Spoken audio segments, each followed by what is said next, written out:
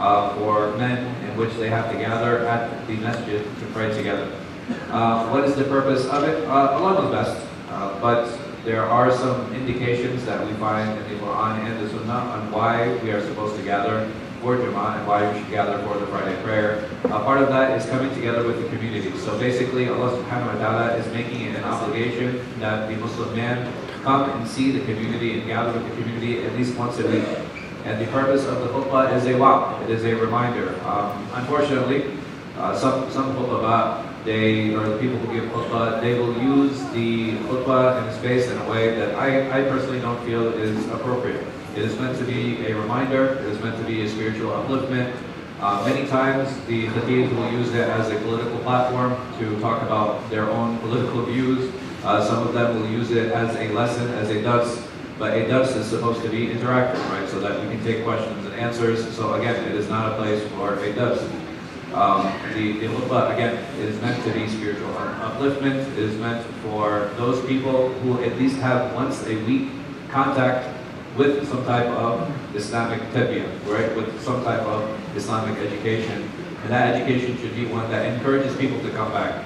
If the khatib gets up on the minbar and he just yells at everyone, it's not very encouraging. I don't think that's, I think there are some things that we all need to be warned from. There's no doubt, right? So if the khatib gets up and he starts talking about lying or cheating or backbiting, right? I think these are important topics.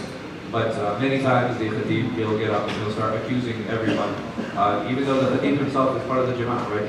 He himself is part of the congregation. And just because I'm giving khutbah doesn't mean I never lied or I never took advantage of others or I never did any of these things. So I think it's important to keep those things in mind when we do give a khutbah. So if you are ever given the opportunity to give khutbah, remember this is a mihna nabawi, right? This is a prophetic station. It is a prophetic place. It is a sunnah that he sallallahu alayhi wasallam gave us, and a job that he gave us, and a obligation that he gave us to carry forward to make sure that we are taking care of ourselves and taking care of our congregations. So if any of us is given an opportunity, remember, it is not a personal platform. So sometimes, I'm sure some of you have attended, and I know I have, khutb where the khatib, he's talking about all the problems that he's having, right? It's not a personal space, right? It's not a space for me to complain or a space for me to gripe. It is a space for me to remind. And I have to make sure that I remind myself, and we all remind ourselves that it is a space for a reminder. It is not a space for me to lash out, to make personal attacks, to share my personal issues, to share my political views, right? That's not what this space is for. It is a spiritual space. It is a walifa nabawi. It is a prophetic job, and it should be taken care of as such. And I believe that that is why Allah subhanahu wa ta'ala obligated it, so that we could come together, so that we could get that reminder, so that we could be motivated for the next week, right? Even the Prophet sallallahu alaihi wasallam, he said that from Jummah ila Jummah is a nur, right? Is a light.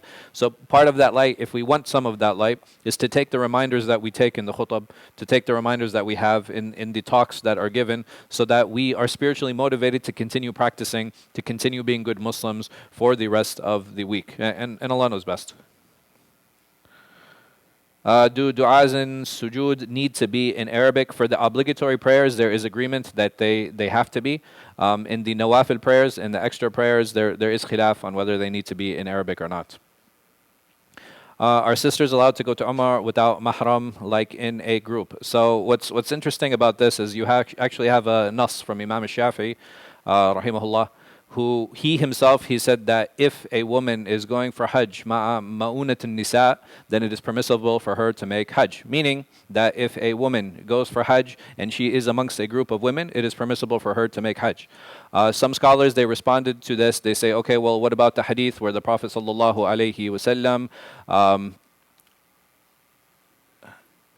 لا تؤمنوا بالله واليوم الآخر المرأة التي تسافر مسيرة اليوم, and then there's another one يومين وفي رواية ثلاثة أيام, and there's another one there's a riwayah where he said تسافر بغير محرم, right? So you have 3 or 4 narrations where the Prophet sallallahu alaihi wasallam, where he said it is not permissible, لا يهل للمرأة, it is not permissible for a woman to travel a distance of 1 day. In another narration, 2 days. In another narration, 3 days. In another narration, he doesn't mention any time without a mahram. So some of the scholars have used this as a proof.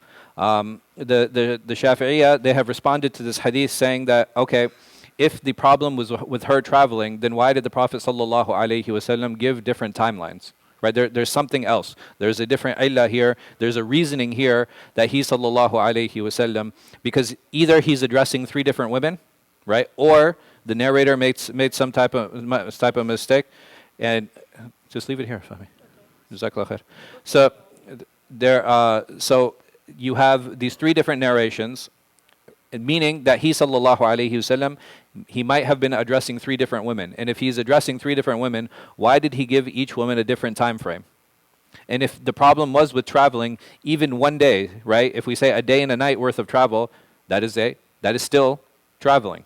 So if we say 1 day and 1 night, if we say 2 days and 2 nights, if we say 3 days and 3 nights, just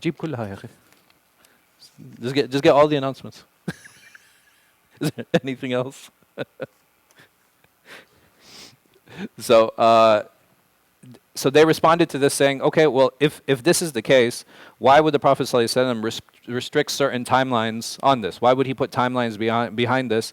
And they say that the reason that he sallallahu alaihi wasallam made this prohibition was because of safety, which goes very much in line with Imam Shafi'i's statement where he said that if she is traveling ma'unat nisa, meaning that if the travel is safe, the place that she's traveling to is safe, as long as those things can be guaranteed, it is permissible for her to travel, which is why you have Ibn Taymiyyah rahimahullah, he actually gave a fatwa saying that as long as the rihla, as long as the travel is something that is halal, and she is doing it and she is safe, then it is permissible for her to do so. So it's very important to keep in mind. It's very important to keep in mind, how do we determine safety? And it can vary from person to person. And this is something that we might even see and experience here in the United States. So for example, does it make sense for me to send my 18-year-old daughter by herself to New York City or to Los Angeles? At that point, I would say no, it is not permissible, and she needs to travel with a mahram.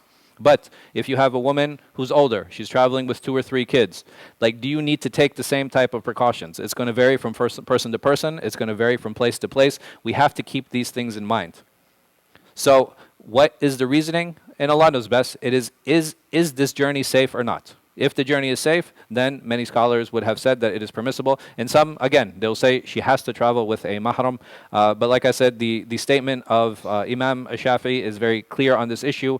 The other hadith they use is the hadith al-La'ina, where the Prophet ﷺ said that there will come a time where a woman will travel from Yemen to the Kaaba, to Mecca, and she will not fear except Allah subhanahu wa ta'ala.